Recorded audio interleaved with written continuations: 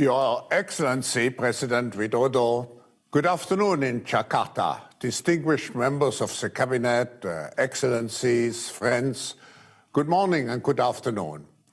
It's a great honor for us to have His Excellency, President Joko Widodo of the Republic of Indonesia join us here today.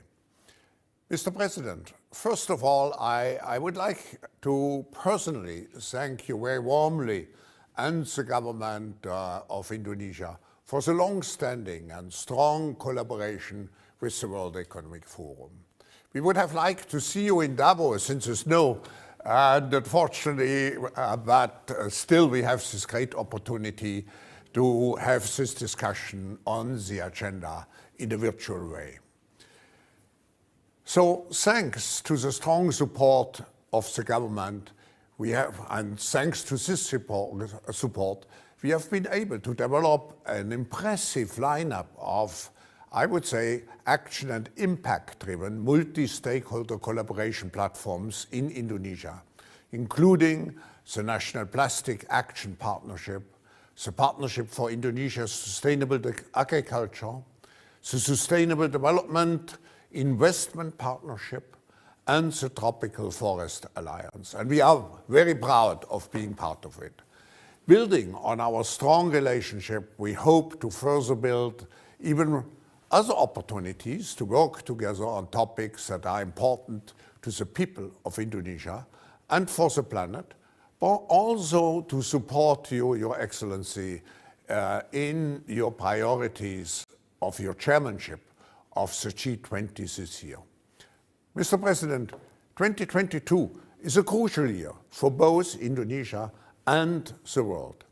As you assume the important role as the chair of the G20, the world looks towards Indonesia's leadership to bring together countries in building an equitable recovery from the pandemic, bridging the divide between the global north and south, and overcoming the geopolitical tension and reassuming a long-term view, a strategic view on our future. We hope for the spirit of collaboration to be restored under your leadership and for joint deliberations that lead to concrete impact and to a strong legacy towards the end of the year. I believe this is the best time for us to hear from you, Mr. President. I now invite you to address the international community and to share your vision for Indonesia and the priorities for the G20 presidency. Mr. President, we all look forward to hearing from you.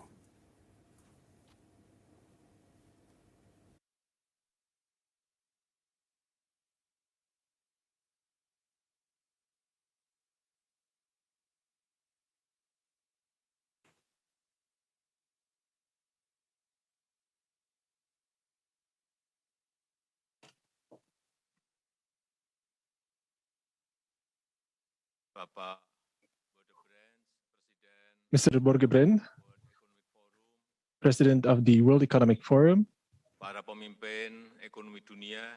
global business leaders,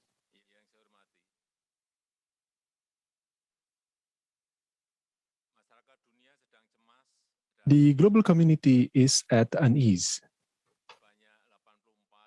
Around 84.2% of respondents of the Global Risk Report 2022 of the World Economic Forum felt worried or anxious about the future direction of the world, and we must address such anxiety with concrete actions.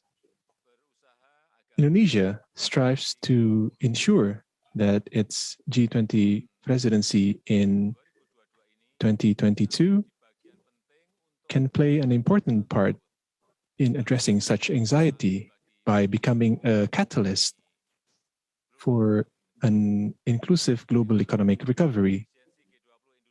Indonesia's theme for the G20 presidency this year is Recover Together, Recover Stronger. We will put forward the spirit of partnership and inclusiveness and provide innovative platforms for transformation in various sectors. Indonesia's G20 presidency will focus on three main priorities in accordance with its national objectives and global situation, namely, first, reforming global health architecture to be more inclusive and responsive to crisis, increasing vaccine production along with its equal distribution, mobilizing investment and funding in a swift manner, taking measures to avert the next crisis. Second, optimizing digital technology to support economic transformation, which must bring positive impact to the society, particularly MSMEs, increasing digital literacy and capability of the people while also ensuring data security. Third, energy transition that is more environmentally friendly. We must provide fair and affordable technology through technology that will spur a circular economy and green economy based products. These three priorities presents an opportunity and investment opportunity that we must optimize.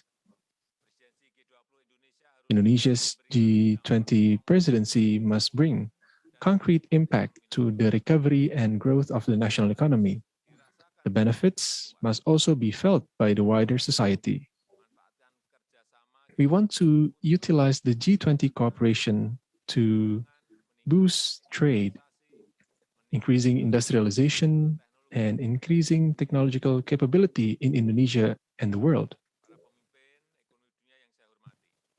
Distinguished global business leaders, I invite all global business leaders to contribute during Indonesia's G20 presidency to ensure a stronger and a more inclusive global recovery. And the cooperation is not limited to governments, not only G2G, but also G2B or even B2B. Indonesia's presidency wishes to strengthen cooperation with global business actors, and interactions with economic actors will be intensified during Indonesia's presidency. I truly hope that businesses, all of you, can contribute your ideas on the concrete steps that can be proposed as part of the concrete outcomes of the G20 summit. Therefore, consecutively with the G20 summit, Indonesia will also hold the WEF Roundtable on Downstream Industries, Bloomberg CEO Forum, as well as the Digital Transformation Expo. Once again, I invite the private sector to identify the concrete contributions that can be proposed in the three priority sectors: health, digital, and energy transition.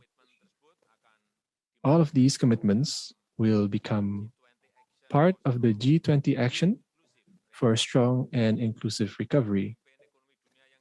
Distinguished global business leaders, at the domestic level, Indonesia is using the momentum of the pandemic as a momentum to reform, to lay new foundations for stronger and more sustainable growth. We continue to carry out structural economic transformation, improve investment and business climate. We have improved investment ecosystem, ease business licensing, provide legal certainty, and provide special incentives for investments in priority sectors. The efforts to increase the quality of our human resources continue to be undertaken, among others through upskilling and reskilling programs, establishing polytechnics in cooperation with industries, as well as partnerships with foreign universities. Indonesia will also continue to accelerate infrastructure development that contributes to the improvement of investment and business climate. New centers of growth, particularly on green economy, will continue to be developed. Among others, the development of the ecosystem for electric vehicle industry and development of the largest green industrial park in North Kalimantan. Collaboration with private sectors will be intensified. Investment opportunities are wide open for 6 priority sectors, namely labor-intensive industries with export orientation, including on health industries. Second, renewable energy. Third, infrastructure. Fourth, particularly electric vehicles. Fifth, tourism. And sixth, the value-added mining. A number of development priorities have also been set, including increasing food production through development of food estate, implementing a low-carbon development concept, transforming into digital economy through the expansion, distribution, as well as the improvement of digital infrastructure and service quality. I invite every stakeholder in this forum to partner with Indonesia to advance and prosper together. Thank you very much, Professor. Thank you very much, Mr. President, for laying out the 3 priorities for your G20 presidency, but also showing us how Indonesia will improve its own internal economic conditions and social conditions. And I heard particularly also your call to have business leaders engaged. I think what we require in order to achieve such ambitious objectives is great public-private cooperation. Now, let me ask you some questions, Mr. President. My first question relates again to the G20 presidency. You have outlined the 3 objectives, but at the end, global cooperation will be essential. We will achieve those objectives only if all the 20 countries, actually if the world, comes together on one table and starts collaborative efforts around those 3 objectives. Now, what is your plan to overcome the divide which you see today between countries and to restore this absolutely necessary joint collaboration?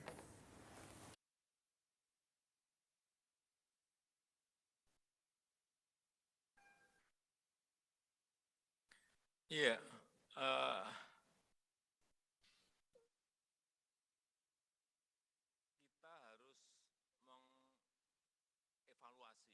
We must first evaluate the current condition.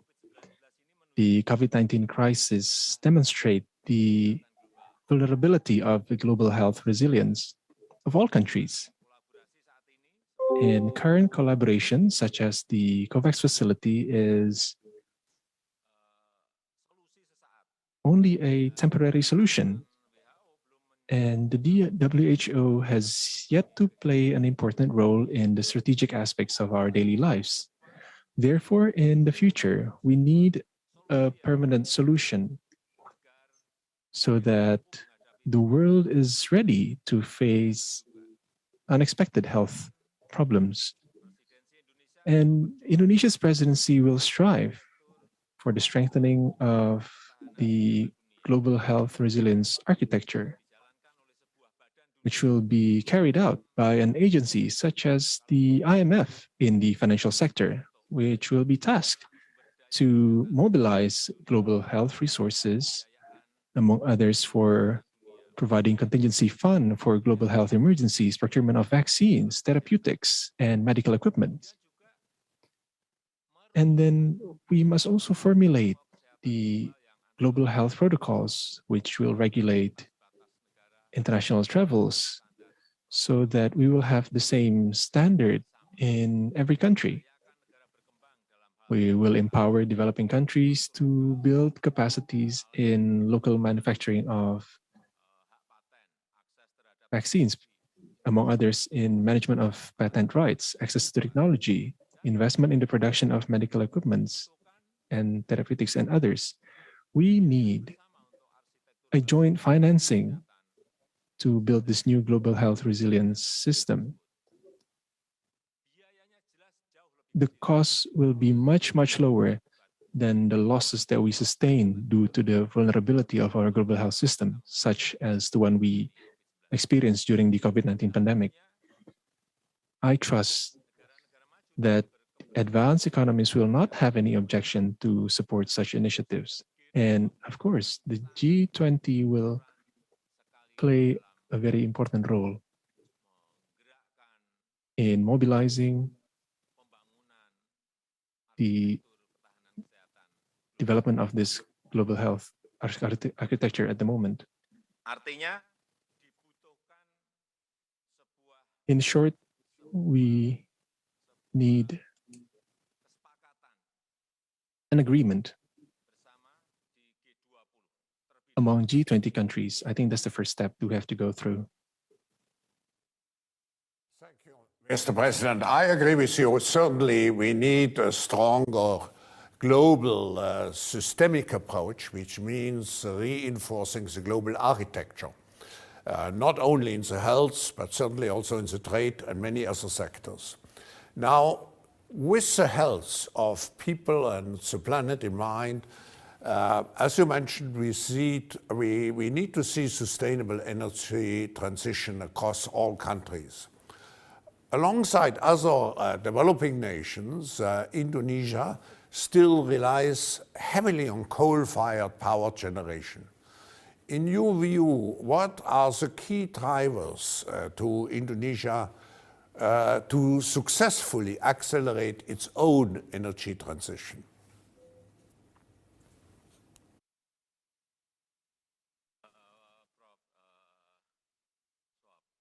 Professor Schwab, Indonesia's commitment was reaffirmed during the COP26 in Glasgow that Indonesia is committed to progressively transition to clean energy. However, energy transition requires substantial funding as well as access to green technologies.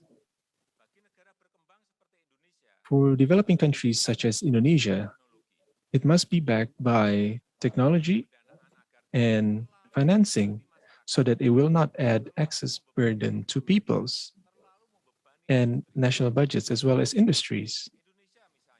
Indonesia, for instance, requires $50 billion to transform into renewable energy and a further $37 billion for the sectors of forestry, land use, as well as marine carbon. Indonesia and other developing countries request the contribution of developed countries for funding and transfer of technology. The sources of funding and technology transfer will be a game changer in the development of innovative financing schemes must be done. And these are the questions raised by many developing and many poor countries. They will be asking about this. And the concrete outcomes can only be achieved through strong cooperation. Governments evidently cannot work alone. Government need cooperation, both domestically and globally. On domestic cooperation, the government works together with the energy state-owned enterprises as well as private sectors to design a fair and accessible energy transition. At the international level, the government has worked together with the Asian Development Bank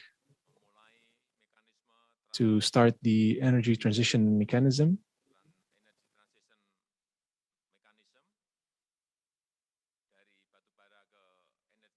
From coal to renewables. And most importantly, how the two things, once again, technology and financing will be key. Mr. President, I would like to commend you on the firm will to go through this energy transformation or transition, which is so important.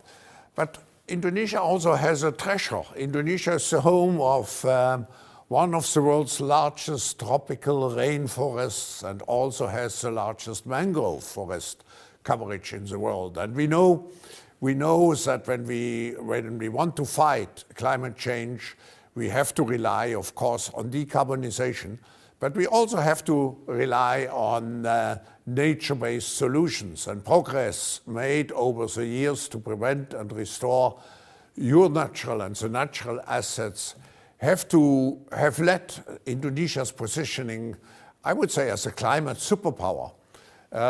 What future role do you foresee for Indonesia in contributing to the global movements towards a more green future, using its particular assets also as a base for learning and policy setting?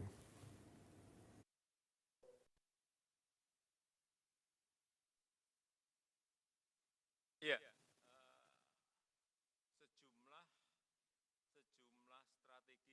A number of policy strategies to achieve a green economy. First is through a low carbon development as envisioned in our midterm development plan and long-term development plan. Second, our net zero emission policies, including the launch of the roadmap to net zero emission in 2060 and net sink for forest and land use sector in 2030. And third, providing green stimulus to encourage the realization of the green economy. Our efforts for conservation and restoration of the environment has succeeded during the past few years. Deforestation rate has declined significantly to 75% in 2019 to 2020 at 115,000 hectares. And forest fires have also fallen drastically. The number of hotspots, for instance, in 2014 amounted to 89,000, and in 2021, we only have 1,300. And the coverage of the forest fires area have now fallen. In 2014, it was 1.7 million hectares. And in 2021, only 229,000 hectares. And then the restoration of peatlands are progressing well. From 2016 to 2021, around 3.74 million hectares have been restored. Mangrove rehabilitation is also conducted on a large scale. For instance, on 2021 to 2020 to 2021, around 50,000 hectares have been rehabilitated, and our target to 2024, we hope to reach 600,000 hectares. And I believe this is the largest in the world, with a carbon sink equal to 4 tropical forests. And if paired with below ground mangrove, it can reach to 10 to 12 times higher. And the financing schemes for conservation and restoration have been prepared, namely the establishment of the Indonesian Environmental Fund, which manages environment funds from domestic and foreign sources, which will be managed based on the principles of sustainability that is also credible and accountable, as well as issuing green bonds, an innovative financing scheme to finance environmentally friendly development agenda, issuing government bonds under the category of environmental, social, and governance to expand the investment base that is environmentally and socially responsible. The development of mechanism of carbon pricing, which will provide as an incentive for the private sector to achieve emissions reduction. We've also done that. The implementation of budget tagging for climate in the national budget, as well as implementing carbon tax to mitigate climate change. Indonesia has the potential to be a global market leader in the global carbon trading scheme. In fact, it is predicted to surpass the carbon trade potential of Peru, Kenya, and Brazil as countries with the same tropical forest cover in the world. The establishment of carbon pricing by country in Indonesia is also relatively competitive as compared to pioneer countries of carbon trading such as Brazil, Peru, and India. And Indonesia has a number of RED Plus projects with a result-based payment scheme, such as the Green Climate Fund and the Forest Carbon Partnership Facility and the Biocarbon Fund, with a total commitment of $273.8 million US dollars. I think that is all from me, Professor Schwab. Mr. President, thank you so much for sharing your comprehensive vision and insights. Together with all our partners and viewers around the world, we send you the best wishes to you and to your government, to the Indonesian people for this very important year. We will now continue this discussion in a smaller business circle, so please be ready to move to the next phase of the discussion.